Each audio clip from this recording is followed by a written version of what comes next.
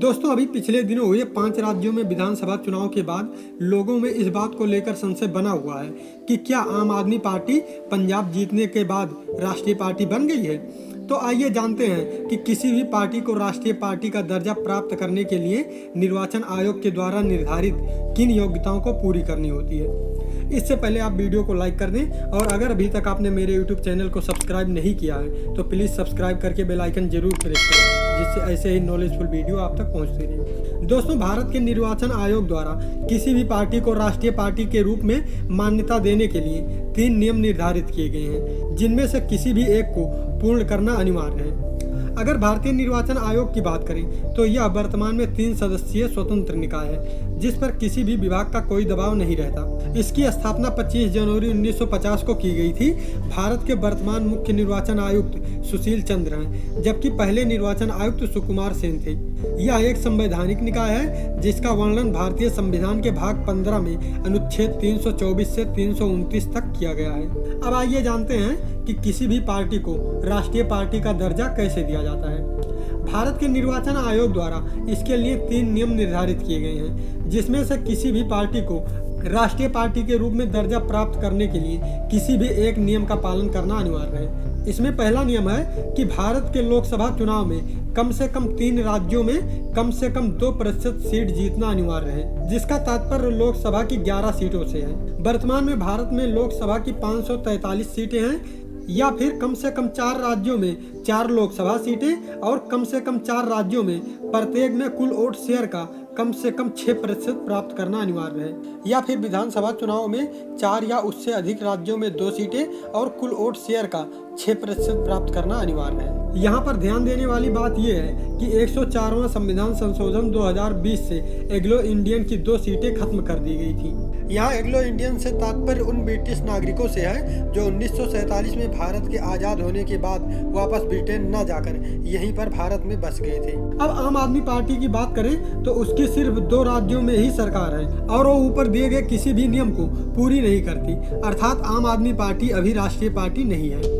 भारत में कुल पार्टियों की बात करें तो भारत में कुल 8 राष्ट्रीय पार्टियां हैं, जबकि 34 राज्य स्तरीय और 329 क्षेत्रीय पार्टियां हैं। इन 8 राष्ट्रीय पार्टियों की बात करें तो पहली है भारतीय राष्ट्रीय कांग्रेस। इसकी स्थापना 1885 में एओ ह्यूम द्वारा किया गया था। यह भारत की सबसे पुरानी पार्टी है। दूसरी है भारतीय जनता पार्टी। इसकी स्थापना 1980 में अटल बिहारी वाजपेयी और लाल कृष्ण आडवाणी जी द्वारा की गई थी। वर्तमान में ये भारत की सबसे बड़ी राष्ट्रीय स्तर की पार्टी है। तीसरी है भारतीय कम्युनिस्ट पार्टी। इसकी स्थापना 1925 में एम.एन. राय द्वारा की गई थी। 4 नंबर पर आती है भारतीय कम्युनिस्ट पार्टी मार्क्सवादी। इसकी स्थापना 1964 में ई.एम.एस. नंबूदरी जी द्वारा की गई थी। 5वीं है बहुजन समाज पार्टी। इसकी स्थापना 1984 में काशीराम जी द्वारा की गई थी।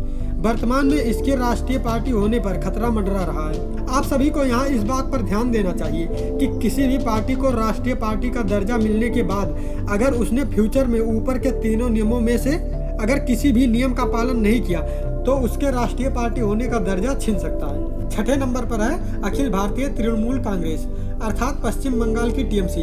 इसकी स्थापना 1998 में ममता बनर्जी जी द्वारा की गई थी। 7वीं है राष्ट्रवादी कांग्रेस पार्टी। इसकी स्थापना पी.ए. संगमा और शरद पवार द्वारा 1993 में की गई थी। जबकि 8वीं है नेशनल पीपुल्स पार्टी। इसकी स्थापना 2013 में पी.ए. संगमा ने राष्ट्रवादी कांग्रेस पार्टी से अलग होकर किया था। उत्तर प्रदेश की सपा अर्थात समाजवादी पार्टी एक राज्य स्तरीय पार्टी है। किसी भी पार्टी को राष्ट्रीय पार्टी के रूप में दर्जा मिलने के बाद कुछ सुविधाएं भी दी जाती हैं, जैसे कि फ्री एयर टाइम। इसका मतलब है कि चुनाव के दौरान भारत की राष्ट्रीय मीडिया में ऑल इंडिया रेडियो, दूरदर्शन आदि के माध्यम से अपनी पार्टी का प्रचार करने के लिए समय दिया जाता है और राष्ट्रीय पार्टी का दर्जा मिलने के बाद उसे एक राष्ट्रीय स्तर पर चुनाव चिन्ह भी दिया जाता है, जो किसी अन्य पार्टी की नहीं हो सकती। दोस्तों, क्या आपको पता है कि वर्तमान में भारत के प्रत्येक सांसद को अपने संसदीय क्षेत्रों में विकास कार्यों के लिए 5 वर्षों में 5 करोड़ रुपए की राशि 2.5 करोड़ की 2 किस्तों में आवंटित की जाती है, जबकि विधायकों की बात करें तो इसका निर्धारण राज्य स्तर पर किया जाता है। तो वहीं उत्तर प्रदेश में वर्तमान में विधायक निधि 2 करोड़ रुपए है, जिसे बढ़ाकर 3 करोड़ रुपए करने की सिफारिश की गई है। और भारत के प्रत्येक आम नागरिक को RTI अर्थात राइट टू इन्फॉर्मेशन एक्ट 2005 के माध्यम से एक एक रुपये का हिसाब लेने का अधिकार है।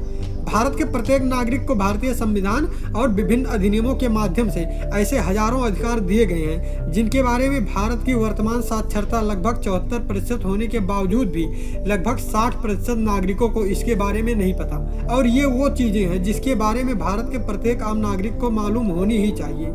जानकारी अच्छी लगी हो तो प्लीज वीडियो को लाइक जरूर करें। जय हिंद।